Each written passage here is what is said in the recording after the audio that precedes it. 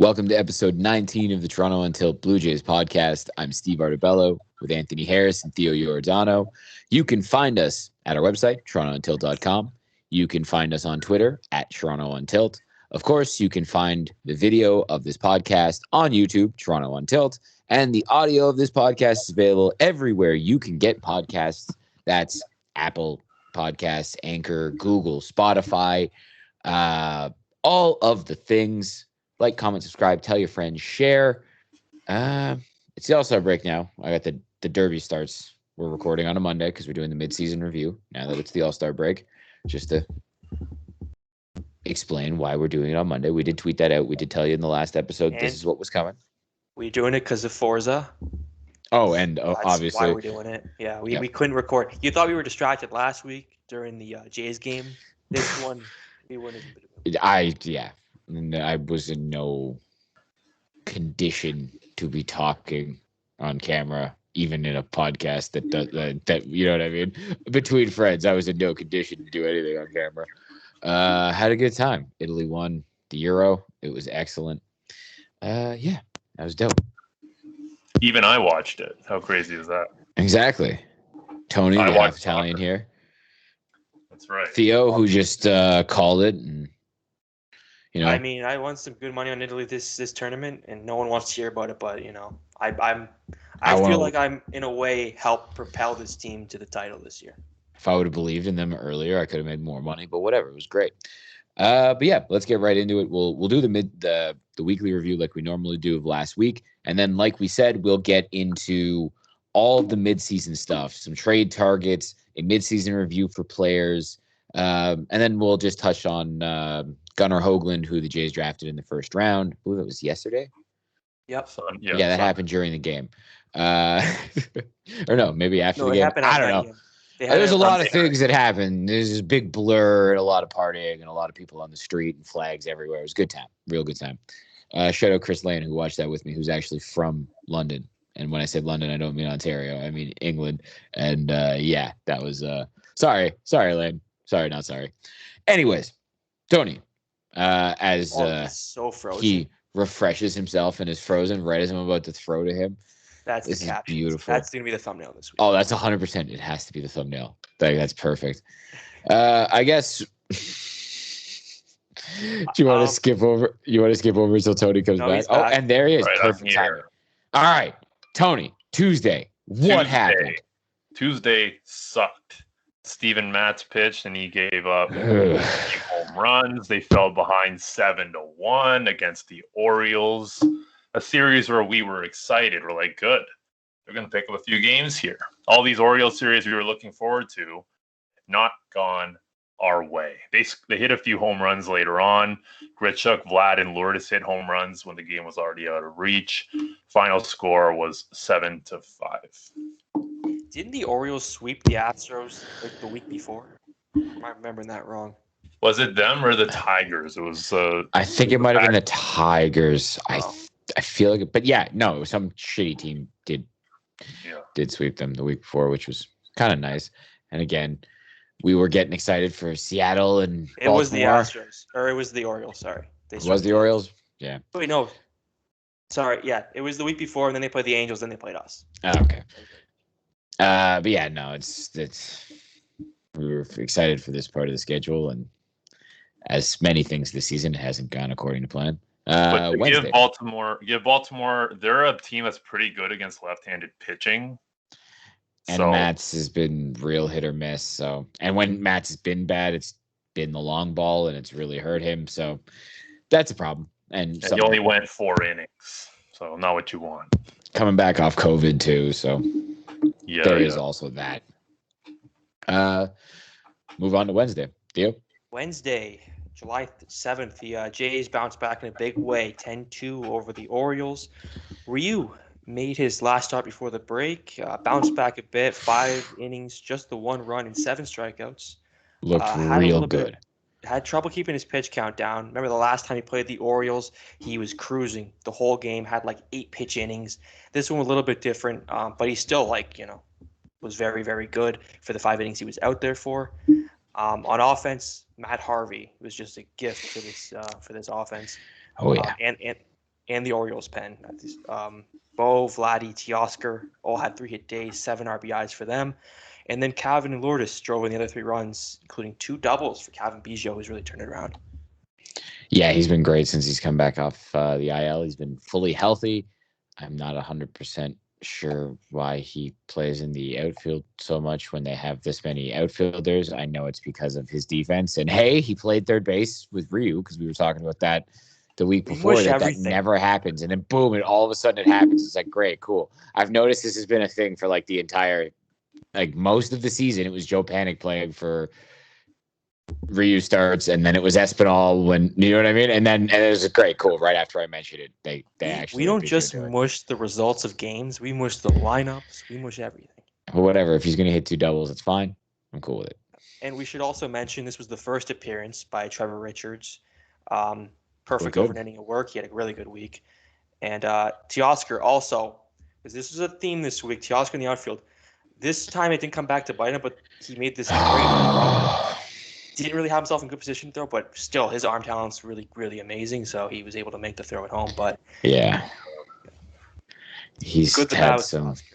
We talked. It was funny. I don't know if it was last podcast, the podcast before, where I was talking about like, hey, he hasn't had that many boneheaded plays, and he's made some nice throws, and he's athletic out there. Like he's not making amazing routes, but it doesn't look like he's making the bonehead ones he used to. And then this week happened.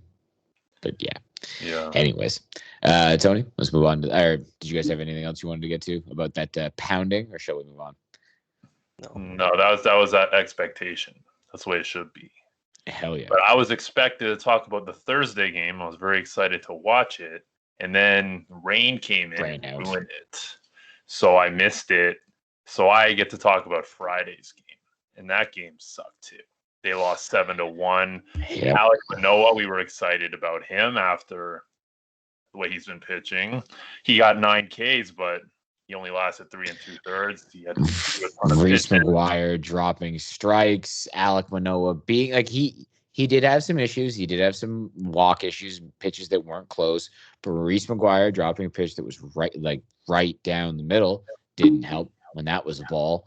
So. I guess if I'm mentioning it right now, Reese McGuire, we were talking about, hey, maybe he could be something. He was on that little hot streak. Yeah, that's dried up. And he is who we thought he is. Yeah. Also, Danny Jansen coming back, catching Ryu looking good again. The Jays talking Danny Jansen up a lot. Makes me think that he'll be a backup catcher here for a long time. So I don't think Reese McGuire is long for this world. But we'll talk about that when we talk about trades. Terrible fact about this game, there were 30 strikeouts between both teams. So real ugly side of baseball, all those strikeouts. That's pretty gross. That's every old person's just nightmare. Show them that. Yeah, every old school baseball person. The Rays strike out a lot, though, right? Oh God, yeah. Yeah. The Rays strike out a ton. Like they've changed. Like their team's a lot different. They're not like the Ben Zobrist before that. You know what I mean? They would K, but not a ton. And they walked a lot. Had a bunch of contact, all that kind of fun stuff. But yeah, I guess we'll move on to Saturday. Theo? Saturday, July 10th, the Jays lost 5-2 to Tampa Bay. My favorite pitcher in this rotation, Ross Stripling, made the start. Could not avoid the long ball in this one. Nope.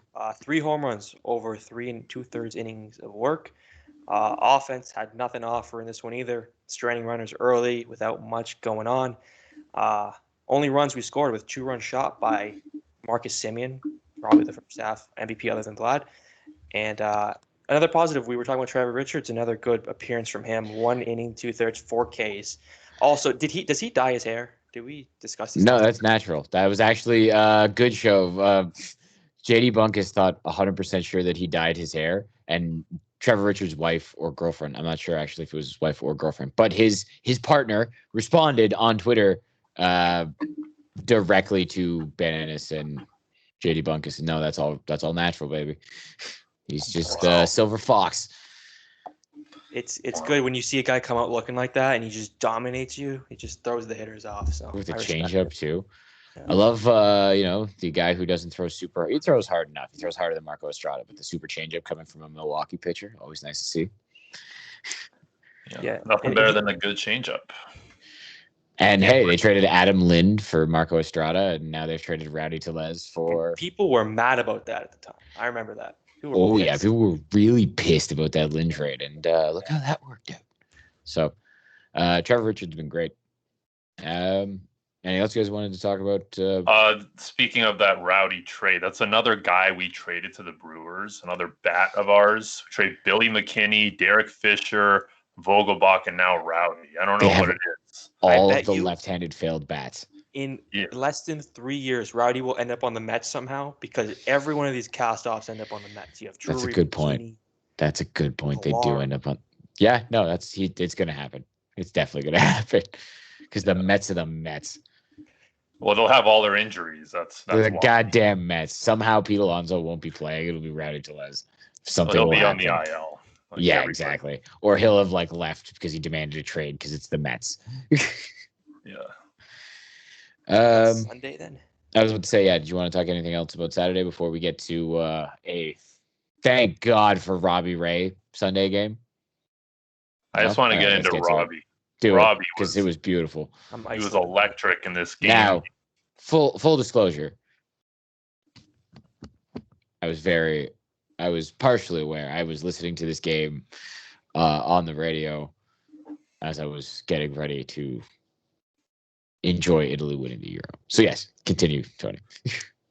Robbie Ray he was locked in right from the jump. He didn't give up anything, and all of a sudden you realize, oh yeah, this guy hasn't given up any hits. And that kept going until the 7th inning where Yandy Diaz hit a double. He also walked as well. He did both of the only guy to get on base against him the whole game. 7 innings, 11 Ks. And he had enough run support here because the Jays put up a few runs on Dick Mountain, Rich Hill. They scored 3 on best nicknames in sports. It's a really cool nickname.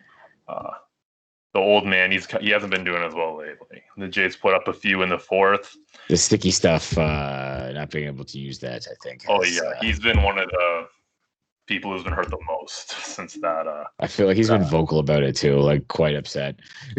He gets upset a lot. Almost Garrett Cole style, because yes, he does get upset a lot. He destroys stuff in the dugout a lot too. Every game. Espinal had the big hit. He had the RBI single, and then a Cabin sac fly, and of course Danny Jansen hit a home run as usual. So that's what I meant about Danny Jansen's going to somehow be on this team forever because he's going to be Ryu's personal catcher. He plays good defensively. The Jays always talk about how good he calls the game. Lots. That's another thing. And then unlike Reese McGuire, who went on that little hot streak and it was all weak contact, when Danny Jansen makes contact, it leaves the yard. So, and even when he was struggling, he had a lot of hard hit balls. And that's why, that's what you want. I've said this time and time again. Your prototypical backup catcher plays good defense and every once in a while runs into a home run. And Danny Jansen's offense has been atrocious this year, but the way that the organization seems to view him, I think he's going to be the backup catcher for a while, no matter which one of the various young catchers end up being the starter eventually. It's better than Josh Tolley. We've had backup catchers who are zeros at the Oh, God, yeah. I'm swinging a wet newspaper. Do you want to get into any more of that Sunday game before we get right into the midseason stuff? I have a little bit of a generic question because when would you text? Because I know you weren't watching because of the Italy game. So I decided to text in the group hey, maybe you turn the Jays game on. It was the 7th inning, I think. Or was it maybe the end of the 7th? That's when you can to me, because remember when MLB.com you would get the app when you would have the update, it'd be through 5 innings, and then that happened every start for half the league. So then there was 6 innings, and it still happened all the fucking time. That's what ESPN used to do with college football upset alert. If a ranked team was down by 3 at halftime, you'd get every one of these alerts popping up. It used to be just infuriating because just the way baseball is now with all the strikeouts and a little bit less contact, a lot less contact, guys will take no hitters deep. The thing is I want to know how many pitches he has and is it the 7th inning? Because if you get into the 7th inning, cool, then bring it up to me. And then on top of that, if they have 100 pitches in the 7th inning, don't talk to me because in today's baseball, Like, very few pitchers are going to be allowed to finish that. Like, maybe Max Scherzer, because he'll murder you if you come onto the mound. I think he was at 85-ish, but like the All-Star break's coming. You could have like did some mental gymnastics to be like, all right, maybe they'll leave him in. And they've let him throw over 100. You know what I mean? Like, they've given him that opportunity to extend himself before. So you could have maybe seen it. Not to mention Ray has had, because he stays in the strike zone, he can have a quick inning because he can get weak contact. Yeah, I agree. I didn't even realize it was a no-hitter until I went on the MLB app and it said no-hitter. And I'm like, oh, wow. He was just cruising like that. And I didn't even think about it. Yeah, the base runner too always like can throw you off, like with Andy Diaz having a walk. Yeah, you're just like, oh, guy got on base, whatever. Then you're like, wait a second, that was a walk. Hold on. And like, you know what I mean? Then you start actually looking up the stat, like the hit columns, and you're like, oh, wait, no one has a hit. Oh, okay. Right. Yeah. But yeah, no. Anything else before we get into, I guess, trade targets and just different things we'll talk about for the Jays now that we've hit midseason? Or do you want to just talk about like midseason review with players and then go on to trade stuff? We can. Let's talk about the guys in house first. I think that makes more sense. Yeah. I mean, really, who do you want to get to first? Because the two big ones are obviously Robbie Ray and Marcus Semien. Like Vladdy. Actually, maybe Vladdy. Maybe we just start off with Vladdy. Because before the season, again, I don't want to harp on this a lot, but I think all of us were very stern in the fact that this guy was going to have this kind of season. There was people, unnamed broadcasters, who were trying to push Bo Bichette and saying he's the best hitter on this team. But you knew all along this was going to happen with Vlad. He felt like he's delivered and then some this season, and this is just who he's going to be. Well, the big thing, I think we all agreed on it, and I've been harping it all season, but I know we all agreed on it when we started the damn podcast. Our expectations for Vlad was this. It was insanely high. It was MVP level, one of the best hitters in baseball. Who cares what he did defensively at first base, which has been an unbelievable surprise how nice he's been at first base. He's saved a lot of errors from his teammates. The fact that he's been really good at first base. And he's played every day. That's been the biggest thing, the fact that he's played every day. That's been the most surprising thing, I guess. Just because of where he came from weight-wise and athletic-wise, but to play every day, to look that good at first base, and then to have this season where his OPS is over 1,100. At least I think it's 1,100. It might be 1088 or some shit like that, but it's basically like, that is stupid. But again, that's what we said he had to do. He had to be this guy who hit 320-something and had a 400 on base and didn't strike out, and struck out less than 12% of the time and could hit 40 bombs. And he's finally doing it. He finally got in shape. And it's everything we could have asked for and more. And like we said, that needed to happen. Right? Yeah, we expected this to happen eventually. I didn't expect it this year to be like peak level. This might be the best year he ever has. That's not to say he would be a disappointment afterwards. No, because an 1,100 OPS is mind-boggling. And I didn't think he'd have these homer numbers. That's the one thing that surprised me. I always thought this guy would, if we got like 30 home runs a year from him, it'd be good because of how many doubles he was going to get. And just, like a Miguel Cabrera type that they were all comparing him to. Yeah, exactly. And instead, like you see the difference. And like it's the home run swing that we saw in the Derby. Just now he's shed the pounds. So it's something he can do consistently, just turn on pitches. And again, what's special about Vladdy is the way he goes to the plate with a plan. And that was what you heard in the minors. And it didn't look that way when he was out of shape. No. You know what I mean? It looked like he was guessing wrong a lot. It looked like he couldn't get the fastballs. He definitely couldn't hit ones that were 95 plus. He was hitting like 150 or something on heat. Now he's hitting like 400. It's such a turnaround, and it's what the team needed. It's just 100% what the team needed. And he sped up the timeline of the team. Well, we said if they wanted to be a team that was sniffing around for a playoff spot, he had to be this guy. Exactly. He had to kick the timeline back and on top of that, Teoscar had to maintain. And we can talk about that now. The fact that he's been exactly what he was in the shortened season, hitting 300, not striking out like all the time. He still strikes out a lot, but not striking out like 35% of the time. The fact that he's driving in runs, hitting for power, average. He's been phenomenal. which is really made up for the fact that George Springer hasn't been here, and George Springer hasn't even been all the way back yet. But the fact that it's just there's been so many positives. There really has been for a season where they're 45 and 42 right now at the All-Star break. And think about that. Think about and again, I want to stay positive. I'm only going to bring this up mildly, but think about what the bullpen has given up, and think about what Charlie's given up with stupid decisions. And this team is still 3 games over. Yeah. That's that offense. It says a lot about the offense and the starting pitching, quite frankly. You can say it's the best in baseball, best lineup in baseball. Yeah, 100%. Definitely top 3. Top 3 in almost every stat. Like they're top 5 in every stat. You know what I mean? Like you even look at a lineup like the Red Sox, who have been crazy good. But you look in the end of their lineup, they don't have what we have at the end of our lineup. At least I don't want to be biased. Espinal. Oh, what's he hitting? I know he's just on a heater. I don't think he's going to hit 330 forever, but still. Yeah. And it was even everybody guys helps. Like even when Panic was on it, so you just keep finding these guys off the bench who just have these little runs. Gurriel now, like it just seems like it would. I don't want to be cliche, but his hitting contagious. Like maybe this lineup, when you just go into the end of this lineup, you just start hitting. That's what happens with this Toronto Blue Jays team. And Bo has, even when he's had his valleys, he's never really tailed off. Like he's been great. Semion's been great. If Bo can develop half the eye Vladdy has, he's going to be well. And here's the thing: Bo is such a work in progress that he's still this good. So young, right? That's the thing about this team is everyone is so young, and Biggio specifically is playing out of position. But look what his bat is now. Now that his hand isn't destroyed, all the injuries he went through with the neck and everything else.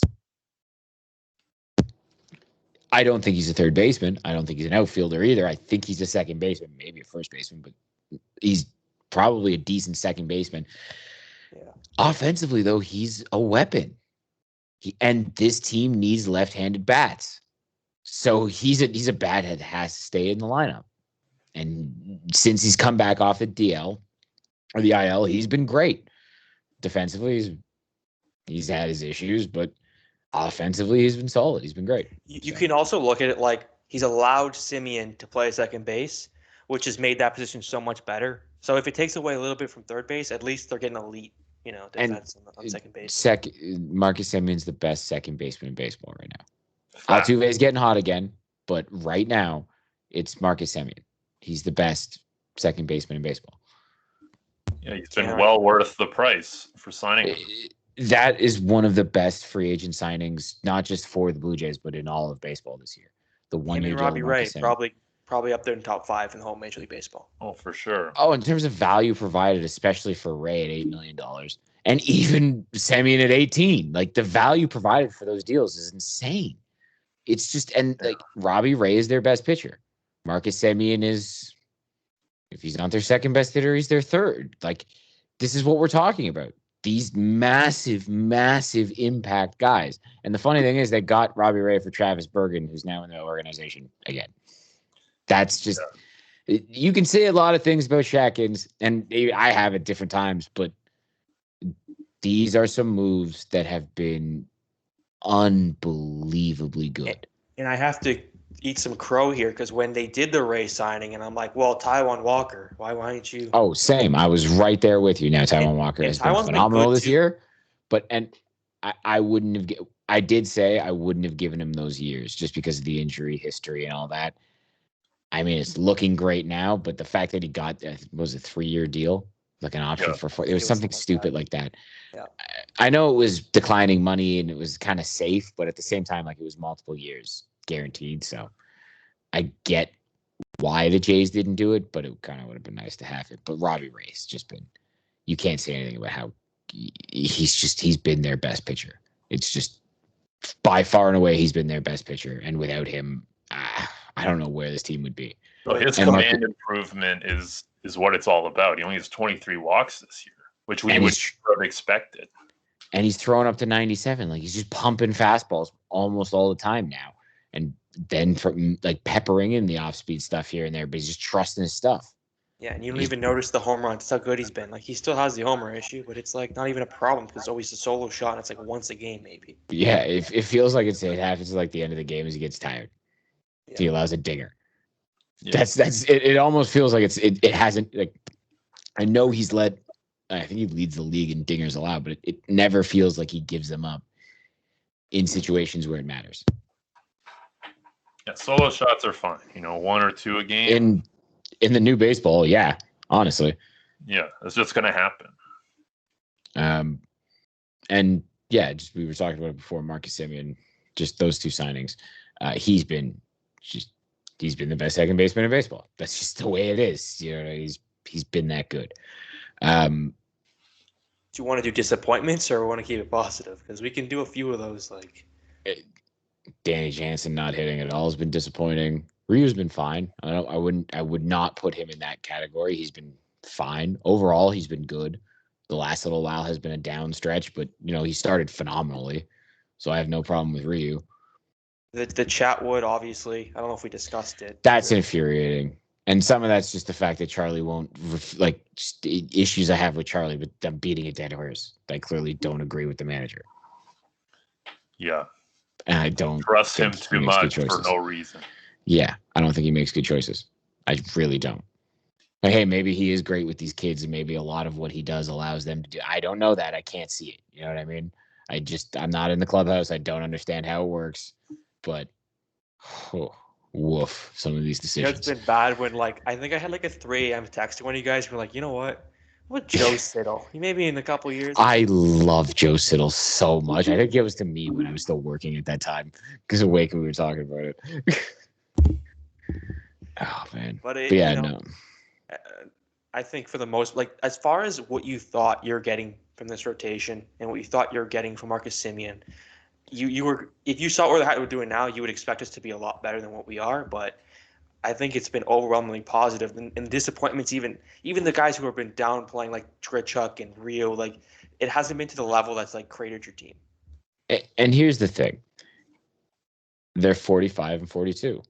Did we expect them to be a juggernaut? Did we think at any point they'd be 10 games over 500? No, I didn't. Right? Win 85 games. But no. Well, that's the thing. 85 games, exactly. Just barely over 500. Basically the path that they're on now. Yeah. It's essentially the win total that they're on now. That's kind of what we thought they would be, and that's what they've been. And the fact that they've been in so many close games and it feels like so many has slipped away, I think it's a testament to this young team, and I think it's a reason why you need to keep making additions. I've been super Trevor Richards, great addition for Rowdy. Great addition. He's been great. Adam Simberg and hopefully Dickerson when he comes. Great additions. More needed. That's just we were talking about this. Go ahead. Yeah. No. I was just gonna say how much of because I look at the runs against and runs for, the Pythagorean win per. Yeah. How much of that do you take into consideration? I look at the MLB.com every day and I see that I'm like, you know what a record should be, and it's so run differential. I think that matters a lot. It has. I think run differential and the fact that they again, I joked around about this team feeling like 2015, and this is I'm pretty sure weren't they didn't have the exact same record going into the All-Star. Alex Anthopoulos, I think he even said it. Look at what our runs runs against is. This team is way better. That is exactly what he said. It's why I bring it up because he went all in on this team in that 2015 team because of the run differential. It was it's too good. I can't not do everything possible to give this team the chance to win. And I think they're going to have opportunities at the trade deadline because we see guys get traded all the time. And again, we see these stupid trade proposals floated out there. And then every year guys get traded. You're like, that's it. That's all he went for. Right. Yeah. And because they're rentals. We just did it with Rowdy. I can't believe Rowdy got us anything of value back. And Trevor Richards has multiple years of control, just like Adam Simber. You know what I mean? It's phenomenal. It is unbelievable. It's exactly what you need. So they need another impact. I'll get right to it. The guys I'm looking at, the biggest deal that I would like to see happen, the pitcher kind of gives me pause a little bit since it takes the sticky stuff away, but he has multiple years of control. Richard Rodriguez from the Pirates, but specifically, I want to see them go get Adam Frazier. I would love to see them get both of those guys. And I know you'd have to give up. Now, here's the thing. Richard Rodriguez has 2 years of control past this. And Adam Frazier has a year of control past this. And Frazier's hitting 300. He plays Gold Glove defense. He plays multiple positions. And Richard Rodriguez is a phenomenal closer, even though he's been a little shaky since the sticky stuff thing. I think that would be the perfect type of trade. And if you're going to trade a roster piece, if you're going to trade a Gurriel, or if you're going to trade a Kirk, you got to do it for guys with control and guys that are going to be around for multiple shots, multiple kicks of the can with this group. And I think, especially if you did trade a Gurriel, for example, you can move Biggio into left field. You can have Dickerson and Grichuk DH, right? And Frazier can play third base, because then you have an elite third, like you have a better defender on the left side.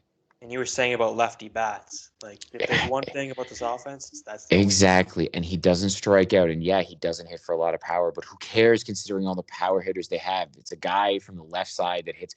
It's Michael Brantley with a little less power. Now, granted, Michael Brantley's hitting like 350 this year, but still, Adam Frazier's hitting like 320. Oh, don't even. If Michael Brantley was here as the DH, it would have been. We wouldn't have Semien. Say that all the time. That's true, actually. That is probably true. That is probably true. Things worked out. But a guy like Frazier, you would think wouldn't be, knowing what is valuable in today's game, what everyone looks at. It's not really guys like Adam Frazier. It's really more the guys with more power, the guys who are, I don't know, especially elite athletes, stuff like that. Exactly. And I think that this Pirates team that is in a full rebuild mode, I think they're the perfect team to target. I'm sorry if you talked about. Did you say like where you'd want him to hit in this lineup? Like if we made that trade tomorrow. If it was perfect and we could really just organize it perfectly, because, and this is going to sound weird because you're not going to like, because here's the thing. I would say you'd go Springer, Vladdy, and then him hit 3. But what probably I think would happen is you would go, if you got Adam Frazier, is they would be Springer, Bo, Frazier hitting 3 with Vladdy hitting 4. And then Teoscar 5, because Frazier, it's because he's an average guy and he doesn't hit for power. I don't see him hitting 4 or 5, and I don't see him leading off because of, even though Springer's not leading off yet, I kind of think coming out of the All-Star break, you're going to see Springer leading off, and I think you're going to see Semien drop down to 4 or 5 behind, maybe even behind Teoscar. But that's just. I can't say I would be thrilled about Vladdy moving. I think he should be too. But that's what I mean. In an ideal world, you would go Springer, Vladdy, Frazier, and then Bo and Teoscar and Cav. Like, you know what I mean? You could really mix it up. But the thing is, they're probably going to go, and it's Charlie, so who knows? They might go like 5. He might go 5 righties and then put all the lefties at the bottom of the order, just because. Biggio and Frazier 8-9. Yeah, right? Like. Would that surprise you? Honestly? No. And Dickerson's back and it's just them 7, 8, 9. Yeah, it's like, well, like I said, I don't think it's a scenario where Danny would hit above any of those guys, but even with but you see what I mean, right? Like it's you would like to spread them out. That's only really why I bring up hitting Frazier there, because ideally he's really a leadoff hitter because he gets on base, he hits for a high average. He's a leadoff hitter. He doesn't hit for a ton of power. So. Yeah, if he's hitting 8th, then what's the point?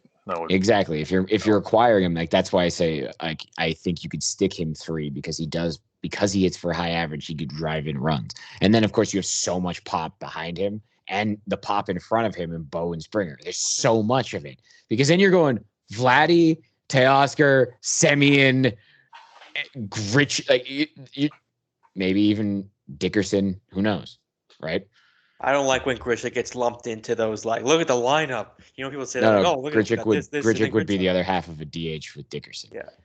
Right. Yeah. And in this scenario, maybe Gurriel's traded, so maybe you don't have him. That's why Biggio would be in left field, right? Because you're trying to keep a lefty bat in the thing. Who knows? There's also talk, like Arash Madani brought it up when he brought up Richard Rodriguez, Craig Kimbrell. He's been cost a lot more. Yeah. I don't think so. He's making a lot of money. Like $16.5 million, and it's a vesting option, which is going to vest unless he gets hurt for next year. It's $16.5 million. It's a big ticket. And you've seen that those big tickets don't go for a lot. The And Cubs the Cubs have have been terrible. with their within trades. 2 weeks they went from playoff contender to 5-year rebuild. Like in the matter of Well, in the offseason, they went from rebuild to but they contending had to a rebuild decent to start. contending. Like they had like Chris Bryant bounce back. They had some things where it's like, okay, the Cubs were like in a weaker division, but this is before the Brewers took off really, and it's like they were with them, Well, and it felt like they And had a Bryant, Baez, Rizzo, all of their free agents have all sucked since like June 1st. Yeah, they all fell off. They're completely off a cliff too, like really bad if you look at their splits. Like They all lost. atrocious. They got swept by Milwaukee. I think it was like a 4-game. They got swept. But That's it's something's kinda- wrong with that worked. team. Like it kind of Something's worked wrong. out. You know, Something's they had wrong with that whole team though. Something is up. Like none of them hit. Like it's just I don't know. I loved Grandpa Rossi as a player and as an analyst, but I don't know. Something's wrong with that team. Well, this is what it's been like the last few years. Like on paper, you're like, wow, this should be a lead lineup, and they're not. And no one really knows why. Like Bryant's played through some injuries. Baez probably has too.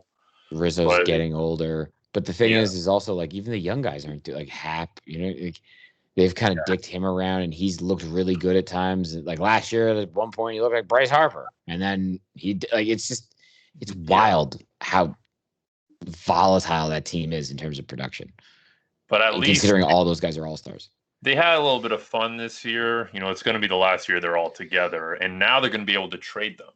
Because if they were this good in August, they would just be like having a half-hearted, let's do it. And then they just lose everybody. So they kind of get the best of both worlds. Yeah. Yeah. Well, if they started this slump July 31st, it would have just been. They'd be in August and screwed. So, yeah, exactly. At least they can move them before the trade deadline at the end of the month.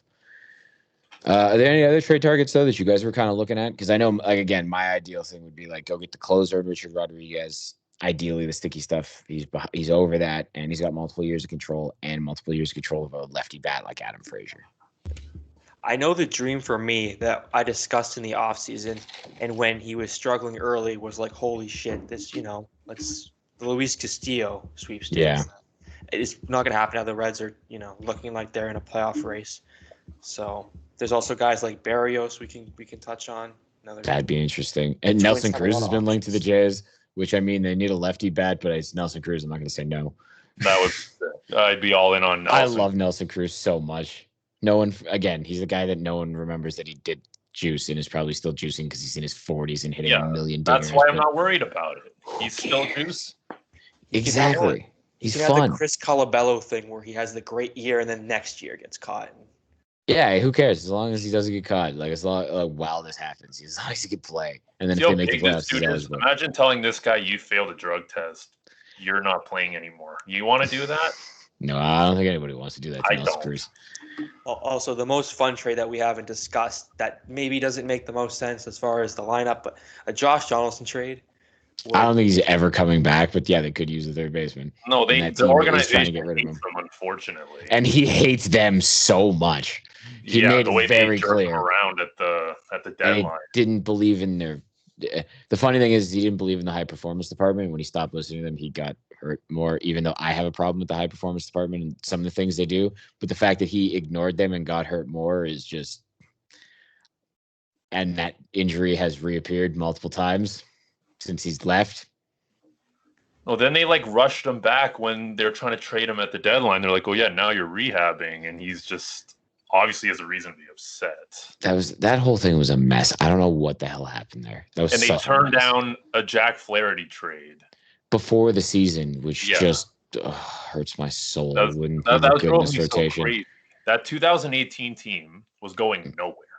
Nope. It wasn't. There was no shot they were winning. And Jack Flaherty would be your ace. I know. But that's a lot of ifs and buts of candy and nuts, right? Yeah, fucking old. If we had Flaherty, we wouldn't have Robbie Ray, Steve. Let's just talk ourselves into that. Exactly. I'd still rather Jack Flaherty, but anyways. Also, before we get to the next topic, how many homers did Olsen hit? Is he out? Yeah, I think he's out. Mancini had a really good round. He had 24. Is that really good now, though? I'm watching Story go. I don't know, man. That's pretty good. I think it was Carabas and Dallas Braden, Carabas and fucking what's his face, Dallas Braden, who said the best final possible would be Ohtani and Mancini. It's the best story and the best story. The guy who beat cancer and fucking Babe Ruth 2.0 from Japan. That would be the greatest final ever. Or Trevor Story, in Denver and then gets traded immediately after winning the home run derby would be hilarious. I still want Gallo, who is another trade target. I would be very interested. Joey Gallo's going to hit like a 550-foot home run. I know it's not going to happen, but I would love Joey Gallo to play third base like he used to.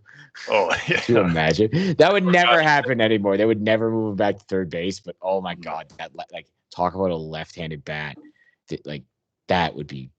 Imagine adding Joey Gallo to this offense. He's a good defensive outfielder. He's elite. He's got a huge arm. He covers a lot of ground for a big boy at 6'5". He's a great right fielder. He's an elite defender. So. It's just there's going to be a lot of people lining up, and the way Texas has been with their guys, they're not they'd rather just let them walk for nothing. Like with Lance Lynn last year, they could have traded him for even more, but they waited till the offseason. That made no sense. Well, they did get Dane Dunning and some other stuff. Well, I mean, Lance Lynn's ridiculous now. He's been unbelievable. Yeah, I wonder what those offers were, but there's going to be interest in Joey Gallo. Oh, there should be a ton, especially considering he got so hot. I mean, what did he have? 10 home runs in the last 10 games or something like that before the All-Star break? Like, he went nuts. Yeah, in June he had 10 home runs in June. So he's gone apeshit.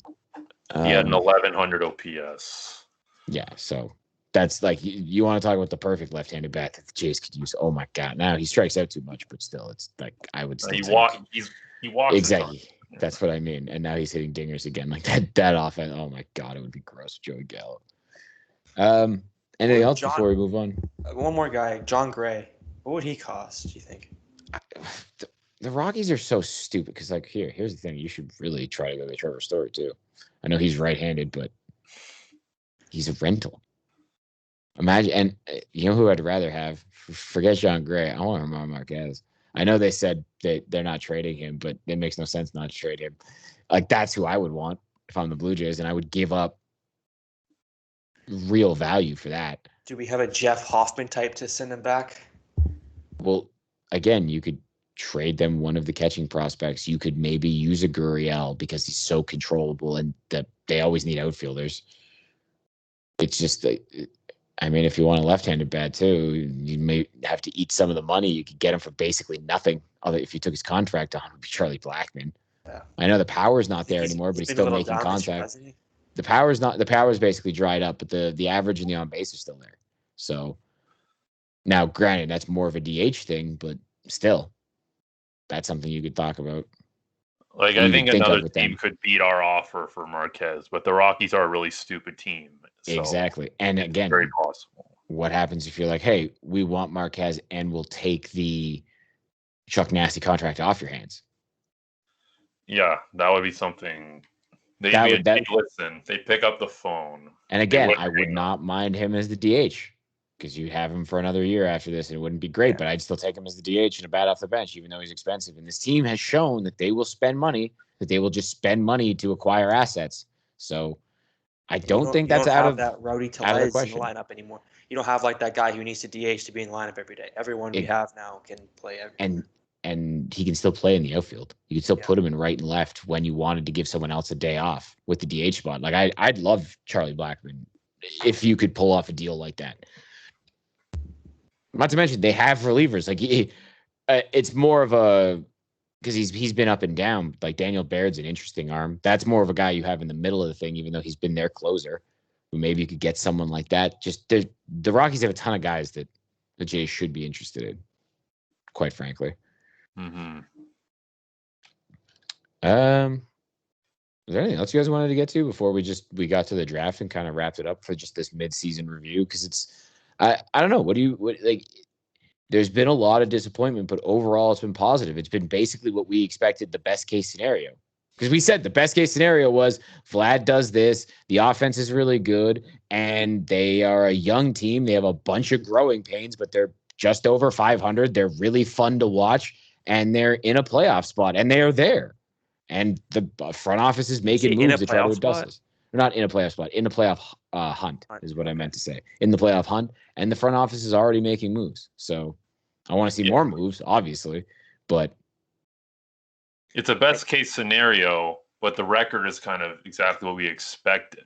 Yeah, and again, I think the reason there's some negativity toward it is only because it feels like they should have won so many more games. It feels like they could really have taken advantage and, really be chasing the Red Sox down here. Well, they'll have a chance. They got what? How many games against the Red Sox the next 2 A weeks? lot. They got 7? That's the thing. Like they'll be able to do it head to head, and it's a. I feel like we said about the Rays though. We said the same we thing. did. Like, if they take 5 or 6 to the Rays. And we also said, like, hey, they got to start making moves. And they did make moves, and we hoped it would help against the Rays. And it just – Tropicana sucks. It's a house of horrors. I hate it. I hate it so much. Burn that place to the ground. Move the Rays to Montreal so we never have to play in Tropicana ever again. But I think the Marcus Semien move, you're willing to pay a guy $17 million for one season. That should be saying that we're really going for it this season. Exactly. 100%. So if you're doing a move like that, we know they have to do more. That should indicate they are going to do more. Well, look at the Simber move. That's them just taking money on. Yeah. Rowdy Tellez is more of taking an advantage of a team that was in a desperate spot that had some bullpen depth. But to get Simber and Dickerson, because Dickerson's contract, I believe, was like $8.8 million, almost $9 million, and they didn't want to pay it anymore. And Joe Panik was making under $1 million or maybe $1 million even. So that was basically the deal. And he's wiped out by Simber. So they saved almost what was left on Dickerson's deal by not having him anymore. And that was basically the Jays being like, cool, we'll do that for a pitcher nobody's heard of. A guy who is literally just a dude in the organization, and Joe Panik.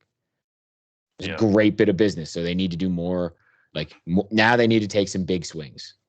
And again, we're not talking about Austin Martin, you know what I mean? We're not talking about trading those type of dudes.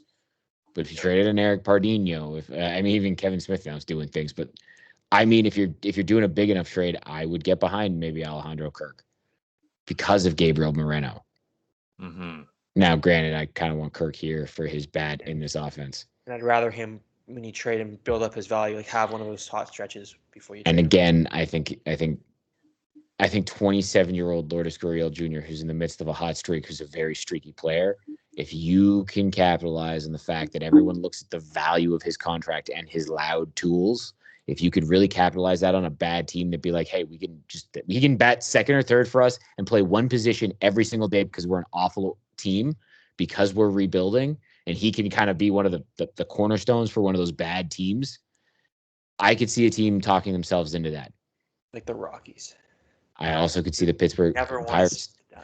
I could see the Pirates talking themselves into doing it because you could put him in left field. You have Brian Reynolds in center field, and you could dock yourself into O'Neal Cruz, the 6'7" shortstop playing right field. I'm very okay with trading Lourdes Gurriel, honestly. If we're able to get a guy who's actually going to help us more this year, we have a shot. This year, you make the right moves. And they have the outfield depth. Exactly. You have Robbie Ray doing what he's doing and Semien doing what he's doing. There's no guarantee those guys are back next year. Exactly. So we keep talking about the money that those guys are going to make in the offseason. It's just a fact. They're doing too well. Like, we love them, and it would be great if they come back, but they're doing too well. They're going to price themselves out. Mm-hmm. Like, can't just have this season be a good year for Vlad, and the team was decent. You can't waste an MVP quality year. You really can't. You don't get an 1100 OPS year every day from a player. Four All-Stars. You got to take advantage of this opportunity because, again, with injuries, Ryu's age, and the fact that there are really no pitchers. Like, think about the fact that the guy under contract, like, you have Ryu and Manoa next year. Like, those are the only guys that, right? Like, this is an issue. I mean, maybe you have Stripling. I don't think so. I think Stripling might have one arm year, but still, like, you don't have a lot of arms. No. So, speaking of arms, yes, we draft. Oh, you want to get to the draft? Exactly. Gunnar Hoagland out of Mississippi. Ole Miss. Jays took him 19. Was it Ole Miss? I thought it was Mississippi. No, Ole Miss, Mississippi State. Was it Ole Miss or the champion? National champion. This is guys from Ole Miss. There was another guy who got drafted earlier who was in Mississippi State. I forget his name, but no, he's UMiss. Oh no, yeah, Ole Miss. You're right. Ole Never Miss. mind. Yeah. You're right. You are right. I am incorrect, good sir. Yeah. So here's the thing. He had Tommy John. He fell to the Jays at 19 because if he didn't have Tommy John, it's funny you bring up Jeff Hartman because this is someone that they talked about in that same type of way. Just the difference is everyone viewed him as a top 10 pick. Everybody. He has at least three. I think it might even be 4 above average pitches right now. He sits 92 to 95. He's touched 97. He has a changeup. He has an above average slider. He has the fastball. And the most compelling comparison I heard was from Jim Callis, who's one of the best prospect people in the game. And Jim Callis was like, I kind of see Walker Buehler. And what he meant was Walker Buehler is in the exact same situation, a guy with multiple plus pitches, with plus control, who had put together a great college career. Buehler had done it at Vanderbilt, and Hoagland's doing it at Ole Miss. And both of them had Tommy John going into their draft year. And Walker Buehler didn't have the 99 to 100 that he throws now. He threw 93, 94, 95. But in coming back from Tommy John, he gained the extra stuff. And Callis very pointedly said there's a chance that Hoagland could be that type of guy. So I think it's a great swing at 19 for the Jays, who have been drafting early recently. Yeah, you're going to get a cheaper rate because of the draft position. I know people are probably scared because of what's happening with Pearson right now, saying like, oh my God, we're going to draft another guys, like the opposite of it. But I think with everything you just said, the fact that this fits the mold of what the Jays like to do drafting, I don't see any downside right now, at least. And I think this is a, very high upside, even if he's healthy, low floor, because apparently what's his low is going to be like a back at the end of rotation. Well, that's the thing. He's got the incredibly high ceiling, but he's also got a very high floor because he's got above average command in multiple plus pitches. And Tommy John's something that it feels like everyone has at some point and comes back from. So it's not one of those things that scares people off anymore. So he's got such a high ceiling and he has a high floor. Exactly. He should be a big league starting pitcher. So, and again, you have Simeon Woods Richardson, who's on the come. You have Alek Manoah, who's here. You have Pearson trying to figure it out. You have a lot of very interesting arms coming. Not to mention all of the offense that's already here and that's on its way, and guys like Roshans and even Kevin Smith is apparently working his way into the Jays thing. And I mean, Austin Martin should have been the first overall pick last year. The way he's hitting the baseball, like it's just that was the difference. There was 4 teams who just didn't want to spend any money. Exactly. It was a different type of exactly. The same thing happened this draft too. Yep. Well, the Pirates ended up getting 4 guys who were rated as first-round picks, including that insane athlete who's also committed to play like football as a quarterback at Clemson. Oh wow! He's a pitcher. He's a pitcher. He's a shortstop. They think he can legitimately play both. He throws in the upper 90s, and by the way, he might be Clemson's quarterback. And apparently, even though he's right-handed, he can throw a football 40 yards with his left hand. Like he seems like he's Bo Jackson. Sounds like another guy we drafted, Mr. Anthony Alford. This is true. There was a lot of hype on Anthony Alford, but he went in like the 4th or 5th. He went later. He was not. You know what I mean? He was not a guy that was drafted in the actually, he might have gone in the 2nd round. But yeah, still, like the Pirates did draft like 4 guys who were graded as first-round talents. Yeah, that's a lot. That's a lot of strategy involved, and you like the multiple guys. You're gonna do it. And Ben Sherrington helped the Jays get a lot of the guys we love in their farm system. And he helped a lot of the great Red Sox. Is Gallo going to do this right now? Are you guys watching this? He's going nuts, hitting dinger after dinger after. He's literally hitting a dinger on every fucking swing. He was down 10, going to the bonus, and he's just hit like 7. I know, he's up to 17. Story's at 20. This is insane. He's hitting a dinger on every swing, it feels like. He doesn't even look like he's hitting all of these. Dude, look at Story's face. He's like, what is happening? Oh, the last couple didn't get out. Oh, that one's way out. Oh, this one looks like it's out too for 19. He needs 2 more pitches. Oh, did that get out or did that hit the top of that fence thing? We need Chris Berman on this. Oh man, he's not gonna get it. Well, that was short. I think Holy shit. Joey Gallo just went nuts. Oh, no, they counted that. It was 19. He's oh got my 19. God. This sucks. I wish he got through. Him and Olsen. Whew. Whew. That was damn close. Had to Fair interrupt story with that. survived. I saw it No, starting, that was awesome. and I'm like, No, I might do this. I was kind of like looking out of the side of my, and you're like, do you see this right now? And that's when I turned around and it was just like every swing was a dinger for like 5 in a row there. Yeah, no. So Gunnar Hoglund, very interesting. I'm very excited. Great name, too. Oh, hell yeah. I think it was Scott MacArthur, too, who made the joke. I hope Jonas Hoglund throws out the first pitch on Gunnar's debut. For anyone who's a Leaf fan, Jonas Hoglund from back in the day. Theo, that might be before your time, because I was very young when Jonas Hoglund was a Leaf. I'm not a hockey guy like Anthony, so, This is true. Anthony appreciated that. Puck. Was there anything else you boys wanted to get to, though, before we wrap this one up? The mid-season review of the Jays season to this point? No, I think we kind of touched everything. We got to. I keep saying this every week, but we got the Red Sox next weekend. Both of these Red Sox series are before the trade deadline. So you want to convince your front office to go for it, you fucking take both series and make them look like, okay, this is a real team. We have to add. Exactly. We got to do things. Got to make moves. But that's it. That's been it for this episode 19 of the Toronto on Tilt Blue Jays podcast. This has been obviously our weekly review, but then the mid-season review, wrapping it all up. Going to be interesting to see the second half. Hopefully this team can make a playoff push. Hopefully there's some big trades in the offing that helps them kind of come together and go on a run. Because it's funny, people joke around, because I was talking about 2015, and people do, just quick aside, people joke around like, hey, 2015, they were this point. Yeah, and then they went on like a 750 winning percentage streak. You were the best team in baseball. People talk about 2015 like it was easy, that it was not an easy thing to do. That's repeatable. We're a better team. We have a better record this year, too. They were under 500.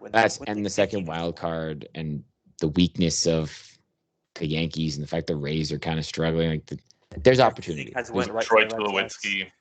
I mean, hey, wouldn't it be great if you got Trevor Story just made it happen like Troy Tulowitzki all over again? Yeah, that's what I want. A mammoth trade with the Rockies. That'd be awesome. But yeah. Like I was saying, that's it for this one. Episode 19 of the Toronto on Tilt Blue Jays podcast. Like I was saying, you can find our website, torontoontilt.com. You can find our Twitter at Toronto on Tilt. You can find the video of this podcast on YouTube, Toronto on Tilt. And, of course, the audio of this podcast is available everywhere you get your podcasts, Apple Podcasts, Google Podcasts, Spotify, Anchor, Bleaker, Breaker, all of the things. Like, comment, subscribe, tell your friends. Until next time, see ya. Vlad home run tomorrow. Book it.